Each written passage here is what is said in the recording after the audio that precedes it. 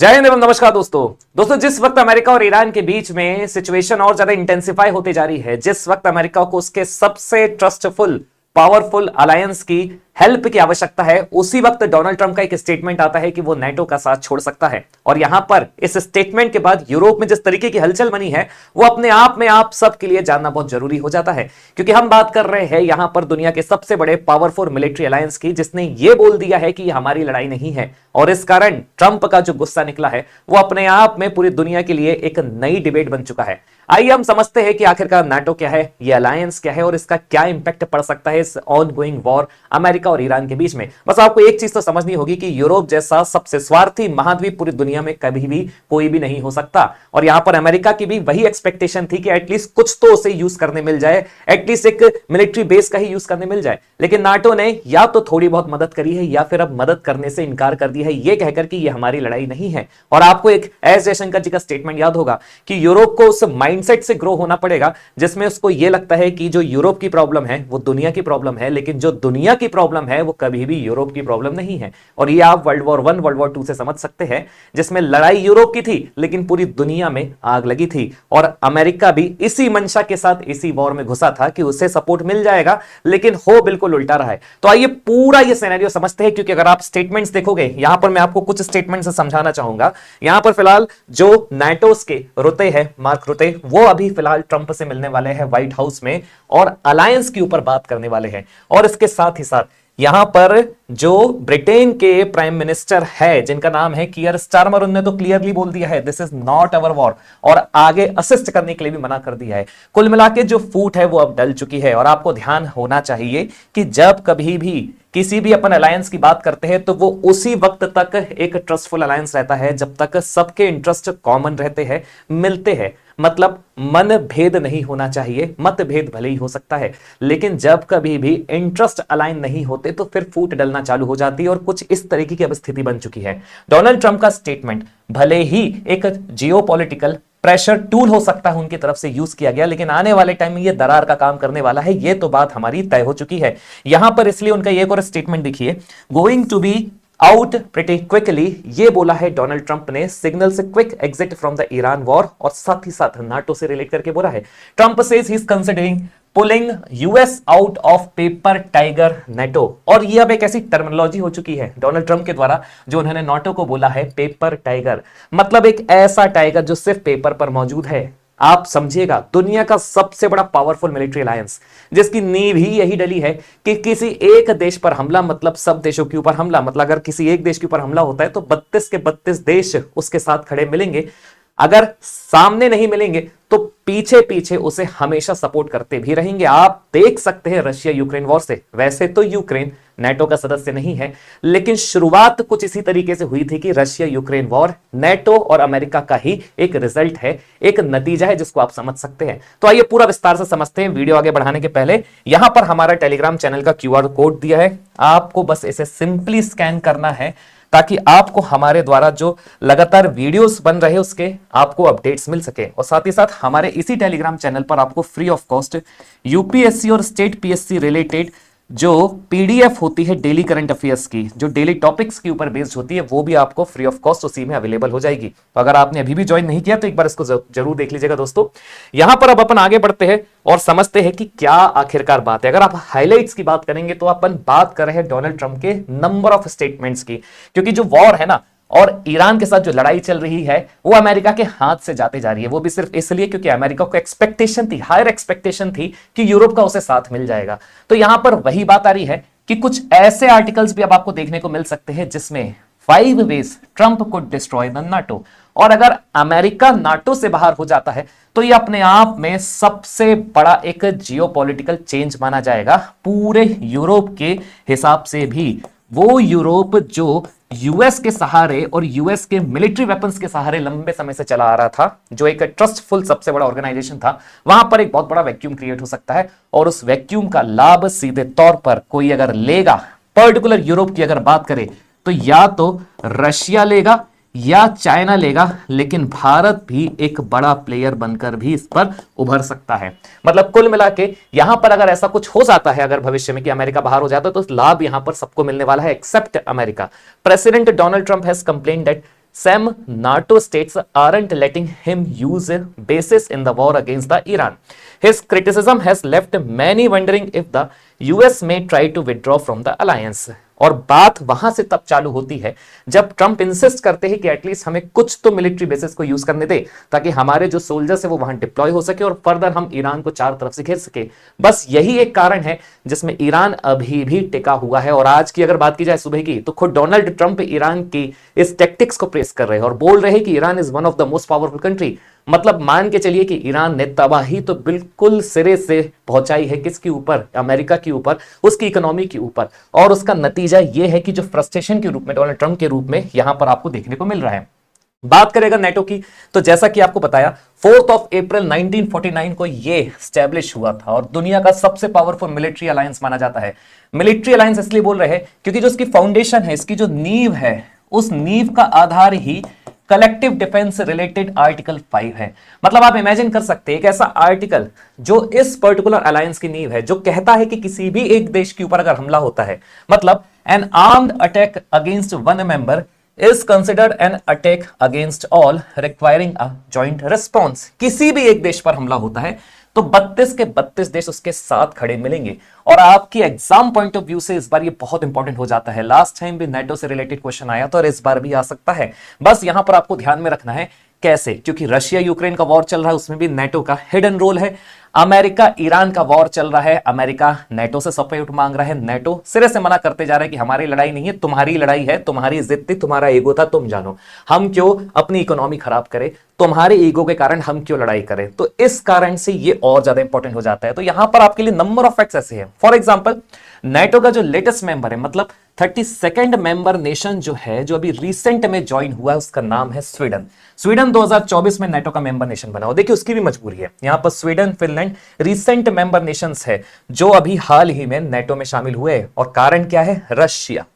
Russia के expansion के कारण इनको डर था। और जब आप फिनलैंड की बात करते तो वो तो अपनी डायरेक्ट बॉर्डर शेयर करता है। नेटो अलायंस एक्चुअली में सिर्फ और सिर्फ रशिया को डोमिनेट करने के लिए स्टैब्लिश किया गया था, जैसे सपोर्ट मिलता है सबसे बड़े प्लेयर और सबसे बड़े वेपन वाले प्लेयर यूएस का। मतलब ये कि यूएस बैक्ड अलायंस है, ये भी बात माननी पड़ेगी। इसलिए यूएस ने जब जब कुछ कुछ बोला है, नेटो ने आंख बंद कर सपोर्ट किया है। वो तो इस बार उसे समझ में आ रहा है कि अब वो समय नहीं रहा जिसमें हम आंख बंद करके यूएस की पॉलिसीज को सपोर्ट कर सकते हैं।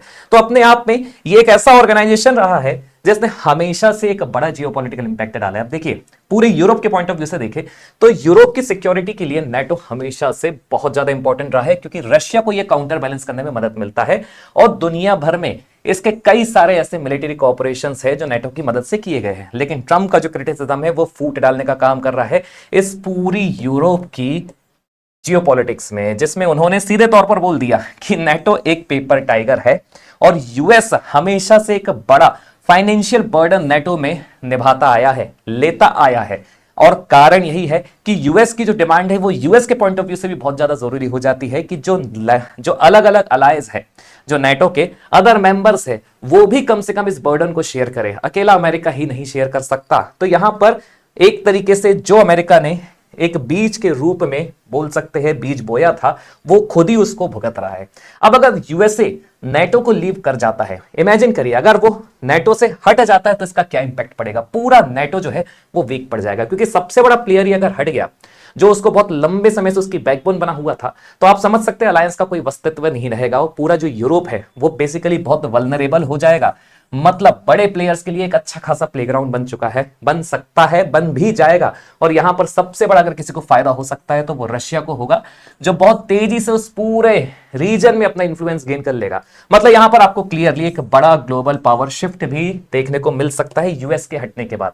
और यहां पर देखिए अपन किस देशों का एग्जांपल ले सकते हैं कि हाल फिलहाल में नाटो में दरार का कारण बना है। तो देखिए अमेरिका ने सपोर्ट मांगा था कुछ नेटो मेंबर कंट्रीज से, बेसिकली वो नेटो कंट्रीज है जहां पर अमेरिका के मिलिट्री बेसिस, मतलब उन पर्टिकुलर कंट्रीज के जो बेसिस है, अमेरिका उनके मिलिट्री बेसिस को अगेंस्ट द ईरान यूज करना चाह रहा था। फॉर एग्जांपल स्पेन की अगर बात की जाए तो देखिए स्पेन से अमेरिका की एक्सपेक्टेशन थी कि वो जॉइंटली ऑपरेट करे पूरे उसके जो नेवल स्टेशन है, जो कि बेसिकली रोटा में है और मोरॉन एयर बेस में है, ताकि ईरान के अगेंस्ट एक पर्टिकुलर ऑफेंसिव जो ऑपरेशन है उससे वो ऑपरेट कर सके। लेकिन स्पेन ने बिल्कुल ऑफिशियल स्टेटमेंट देते हुए मना कर दिया, और बल्कि अपनी जो एयर स्पेस है उसे यूएस प्लेन के लिए भी मना कर दिया। तो ये अपना स्पेन का एक अलग रवैया है। सेम इटली ने भी किया, सेम फ्रांस ने भी किया, और यूके ने तो फिर पहले जो मदद करी थी उसके बाद यूके ने भी मना कर दिया।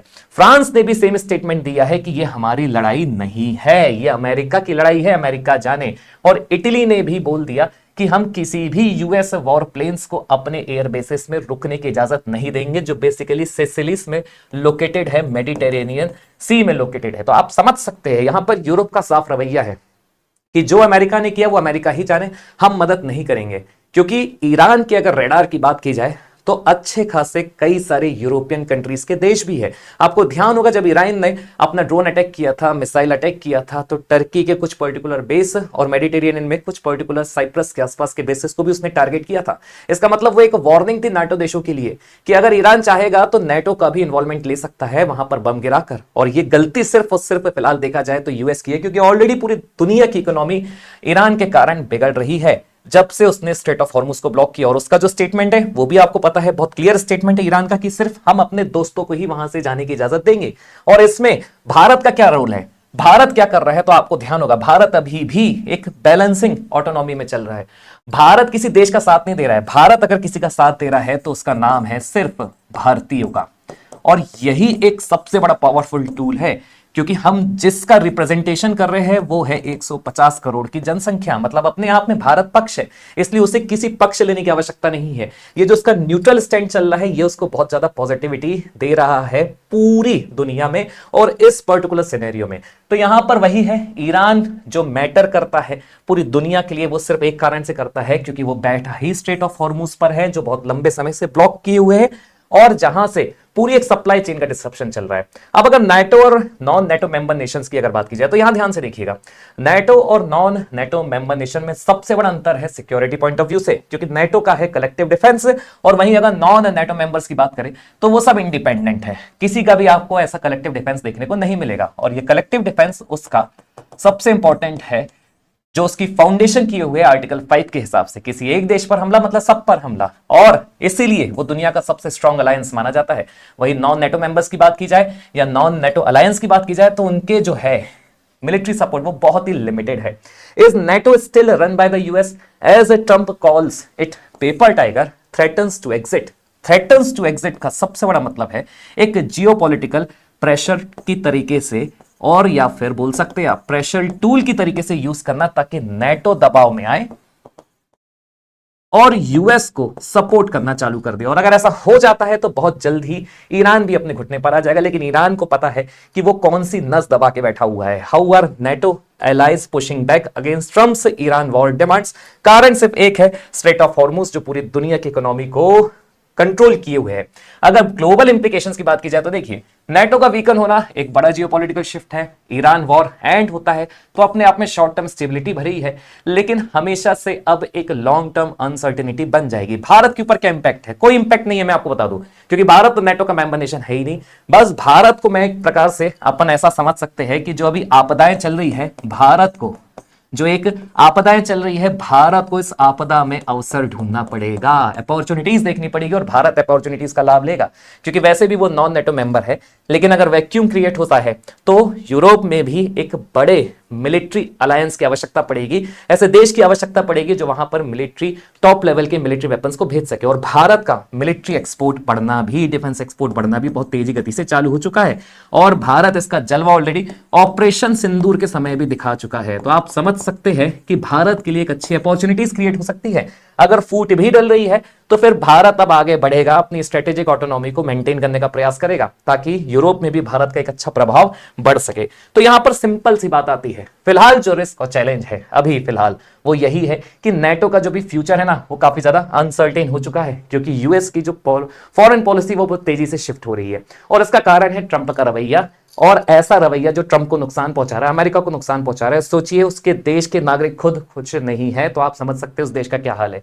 रिस्क और चैलेंज की अगर बात की जाए तो अगर यूरोप में कोई पावरफुल वैक्यूम क्रिएट होता है तो इसका लाभ वहां पर रशिया चाइना को मिलेगा, दूसरे देशों को मिलेगा। तो यहां पर आपको समझ में आ रहा होगा कि यूरोप पूरा एक नए जियोपॉलिटिकल फेज में गुजर रहा है। कमेंट करके दोस्तों जरूर बताइएगा कि अगर यूएस नेटो से बाहर हो जाता है तो इसका प्रभाव आपके हिसाब से क्या पड़ सकता है। जय हिंद। अगर आपको वीडियो अच्छा लगा तो इसे प्लीज शेयर करिएगा अपने दोस्तों के साथ। Thank you so much. जय हिंद अगेन।